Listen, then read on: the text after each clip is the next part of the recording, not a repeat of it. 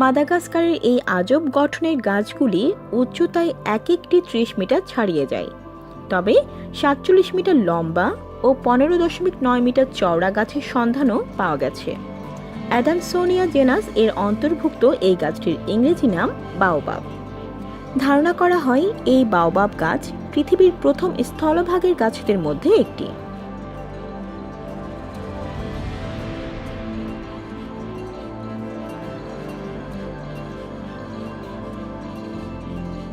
খুব কর্কশ রুক্ষ মাটিতেও এই গাছ দিব্যি জন্মায়, বাড়ে এবং ফল ফুল ধরে।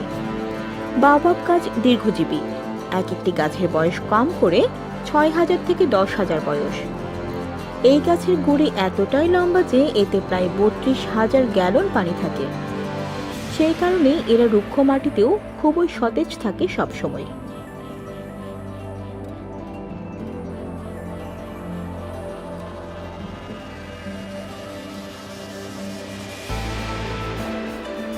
গ্রীষ্মের গোড়ার দিকে গাছে খুব বড় সাদা ফুল দেখা দেয়। এগুলি বিকেলে পাপড়ি মেলে সারা রাত ফুটে থাকার পর সকালে ঘুমিয়ে পড়ে মাটির বুকে। সেই সময় ভীষণ মিষ্টি গন্ধ বের হয়।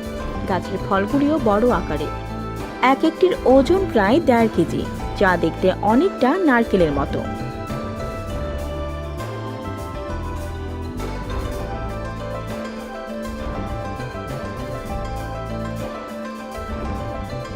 বাওবাব গাছের নিচের অংশ গোলাকার এবং কোনো শাখা প্রশাখা নেই বললেই চলে।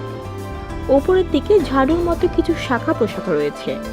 ১২ মাসের ৯ মাসই বাওবাব গাছের কোনো পাতা থাকে না। গাছের পাতা ঝরে গেলে মনে হয় এই গাছের ডালপালা সব মাটির নিচে এবং শিকড়গুলো সব মাটির ওপরে থাকে, অর্থাৎ গাছটি উল্টো করে লাগানো।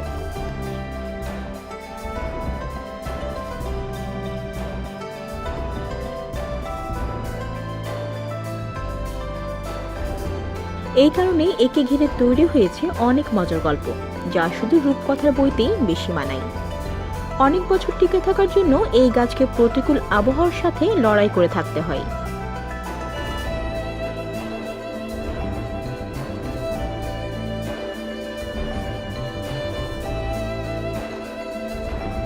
আর প্রতিকূল আবহাওয়ার সাথে লড়াই করে টিকে থাকার জন্য এই গাছে ঘটেছে এ ধরনের শারীরিক বিশেষ ধরনের নানান অভিযোজন।